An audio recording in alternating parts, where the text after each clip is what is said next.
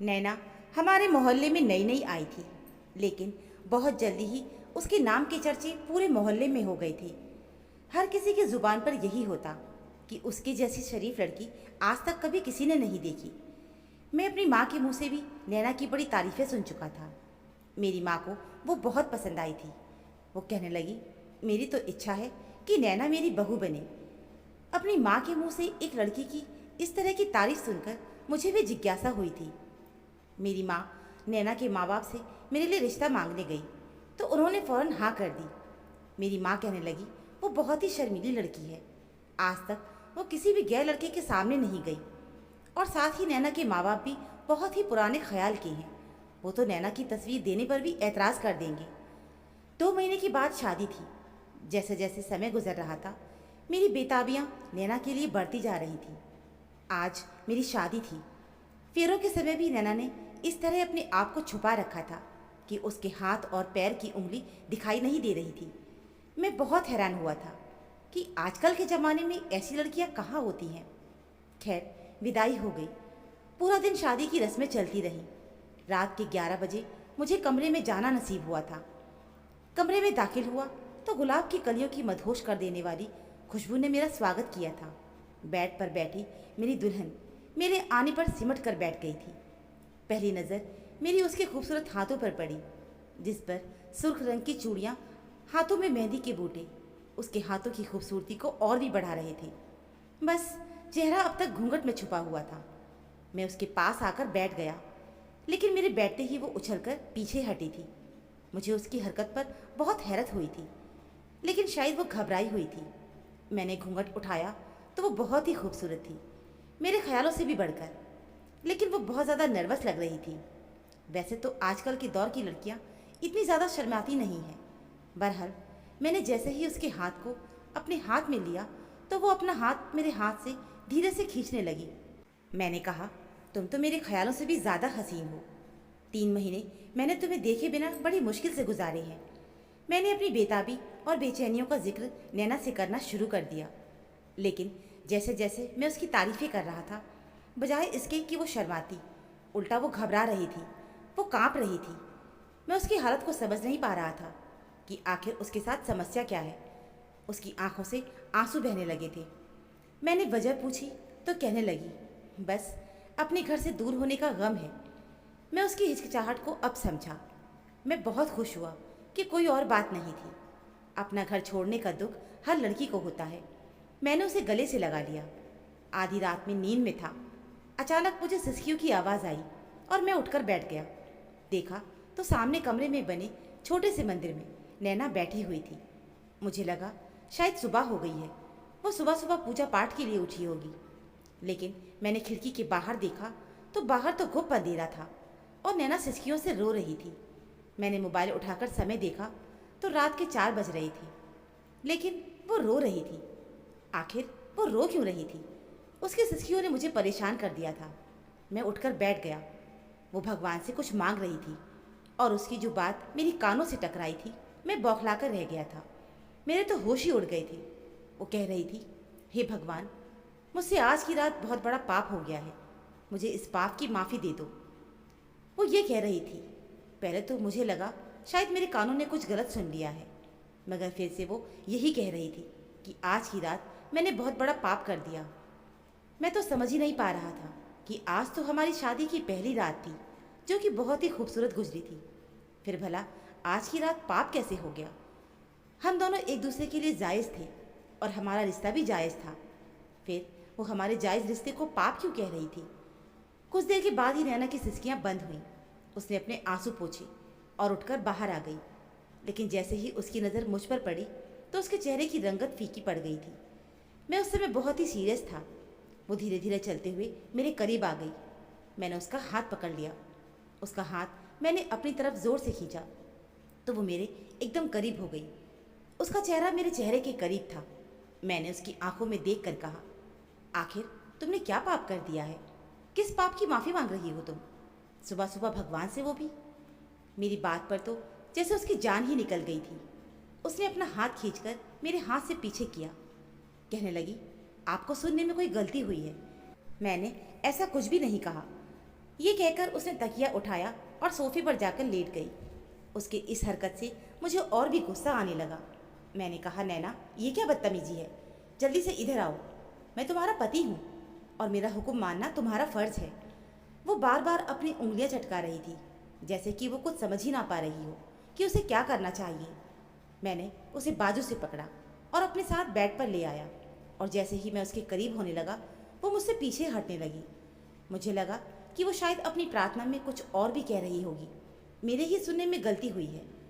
अगली रात मेरी ज़बरदस्ती करने पर थक हार कर उसने खुद को मेरे हवाले कर दिया था। नैना के साथ बिताए गए वो खूबसूरत पल मुझे सारी खुशी दे चुके थे। वो फौरन से जल्दी से बाथरूम में नहाने के लिए घुस गई। हालांकि मौसम काफ़ी ठंडा हो रहा था, लेकिन वो फिर भी रात के समय ही नहाने के लिए चली गई। ये देखकर मुझे बड़ा अजीब सा लगा था। उसका ये व्यवहार मेरे साथ ऐसा था जैसे मैं उसके साथ ज़बरदस्ती कर रहा हूँ। शादी को 6 दिन हो चुके थे, लेकिन हर बार की तरह अब नैना मेरी बाहों से निकलने की कोशिश तो नहीं करती थी, लेकिन मुझे ऐसा महसूस होता था कि जैसे वो मेरे रोमांस करने पर खुश नहीं होती है। मुझे उस पर गुस्सा भी आने लगा था, क्योंकि मेरी मोहब्बत का जवाब अब तक उसने मुझे मोहब्बत से नहीं दिया था। कभी कभी मुझे ये लगता था कि जैसे वो किसी तकलीफ से गुजर रही है। क्या मेरा रिश्ता उसके लिए तकलीफ भरा था? अगर था तो क्यों? एक मर्द सब कुछ बर्दाश्त कर सकता है, लेकिन अपनी पत्नी का ऐसा रवैया हरगिज़ नहीं। मैं फ़ौरन से बेड से उठकर सोफे पर जाकर लेट गया। मुझे मोहब्बत के बदले नैना की मोहब्बत चाहिए थी। पूरा 1 हफ्ता मैं दोबारा नैना के करीब नहीं गया, और उसने भी मुझे एक बार भी मनाने की कोशिश नहीं की थी। हर रोज़ वो रात को रोती रहती और न जाने अपने किस पाप की माफ़ी मांगती रहती थी, और अब तो मेरे बर्दाश्त की हद जैसे जवाब देने लगी थी। एक बार वो ऐसे ही रो रो कर अपने किसी पाप की माफ़ी मांग रही थी कि मैं उसके पास आकर बैठ गया। मैंने सोचा, अभी वो भगवान के सामने बैठी हुई है और वो अभी झूठ नहीं बोलेगी, क्योंकि मैं इससे पहले जब भी उसके रोने की वजह पूछता तो वो टाल जाती थी। मैंने उसका हाथ पकड़ लिया। मैंने कहा, बताओ, तुम किस बात की माफ़ी मांगती हो? जब भी मैं तुमसे पूछता हूँ तुम बात को टाल जाती हो, लेकिन देखो, आज तुम भगवान के सामने मुझसे झूठ नहीं बोलोगी। मुझे सच सच बताओ कि तुम रोती क्यों हो? वो कहने लगी, मैंने बहुत बड़ा पाप कर दिया है। मैंने एक गैर मर्द से रिश्ता बना लिया है। ये सुनकर मुझे नैना पर जितना भी गुस्सा आता कम था। मैंने कहा, ये क्या बकवास कर रही हो तुम? तुमने किस मर्द से नाजायज़ रिश्ता बना लिया? वो कहने लगी, आपसे। वो इस समय मुझे नहीं देख रही थी। लग रहा था जैसे वो किसी और ही दुनिया में थी। बस वो रोए जा रही थी। मुझे लगा जैसे वो पागल हो गई है। वो अपने होशो हवास में नहीं है। जो कुछ उसने कहा था मेरे लिए किसी धमाके से कम नहीं था। क्या वो सच में पागल थी, जो पति के साथ जायज़ रिश्ता जोड़ने को पाप का नाम दे रही थी? और मैंने उसे छू लिया तो क्या वो पवित्र हो गई? मैं उसका पति था, उस पर हक था मेरा। वो मेरे लिए जायज़ थी, और इस रिश्ते के आधार पर मैंने उसके साथ पति पत्नी वाला रिश्ता बनाया था, कोई पाप नहीं किया था। मैंने कहा, तुम होश में तो हो ना? मैं तुम्हारा पति हूँ और हमारे बीच बनने वाला रिश्ता हर तरह से जायज़ है। तुम क्यों इसे पाप का नाम दे रही हो? मेरी बात सुनकर वो एकदम से खड़ी हो गई। कहने लगी, आप मेरे पास मत आया करें। आपके पास आने से मैं अपवित्र हो जाती हूँ। मुझे खुद से नफरत होने लगती है। मैं गुस्से में उसे वहीं छोड़कर कमरे से निकल गया और हॉल में जाकर बैठ गया। मेरा सर चकराने लगा था। मुझे इस तरह हॉल में बैठा देखकर मेरी माँ, जो अपने कमरे से शायद पानी पीने के लिए बाहर निकली थी, मुझे देखकर वो चौंक गई और कहने लगी, रजत, तुम इस समय यहाँ पर क्या कर रही हो? मैंने कहा, अपनी किस्मत पर रो रहा हूँ। ये सुनकर मेरी माँ मेरे पास बैठ गई और मुझसे वजह पूछने लगी कि आखिर समस्या क्या है। मैंने सारी बात अपनी माँ को बता दी तो वो कहने लगी, शायद वो भगवान के ज़्यादा करीब रहती है, उसे हर समय पवित्र रहने की आदत है, इसलिए उसने ऐसा कह दिया होगा। चिंता मत करो। लेकिन मैं जानता था कि ये बात नहीं है, बात तो कुछ और ही है। मुझे अब नैना पर शक होने लगा था। वो रोज़ मायके जाने लगी थी। जब मायके से वापस आती तो उसकी आंखें रो रो कर सूजी होती थी, और उसका कारण वो मुझे कुछ भी नहीं बताती थी। मैं किसी दोस्त से मिलने होटल में गया था, जहाँ मैंने नैना को एक लड़के के साथ एक कमरे में जाते हुए देखा। ये देखकर तो मैं सांस लेना ही भूल गया था। मेरा जी चाहा कि दरवाज़ा ज़ोर से बजा दूँ, लेकिन मैं अपनी पत्नी का तमाशा नहीं बनाना चाहता था, इसलिए खामोशी से घर चला गया। घर आया तो मेरी माँ खाना बना रही थी। हालांकि मैं जानता था कि नैना कहाँ है, लेकिन फिर भी मैंने अपनी माँ से उसके बारे में पूछा कि वो कहाँ है। मेरी माँ कहने लगी अपने मायके गई है। नैना की माँ की तबीयत ज़्यादा ठीक नहीं है, इसलिए मिलने गई है। थोड़ी देर के बाद नैना घर आ गई थी। मेरे अंदर तो इस समय जैसे आग सी लगी हुई थी। मैंने कमरे का दरवाज़ा बंद किया और नैना से पूछने लगा कि तुम कहाँ से आ रही हो। वो कहने लगी अपनी माँ के घर से। मैंने नैना की झूठ पर चिल्ला कर कहा कि मुझसे झूठ मत बोलो, मैंने तुम्हें खुद होटल के कमरे में एक गैर मर्द के साथ जाते देखा है। कौन था वो आदमी?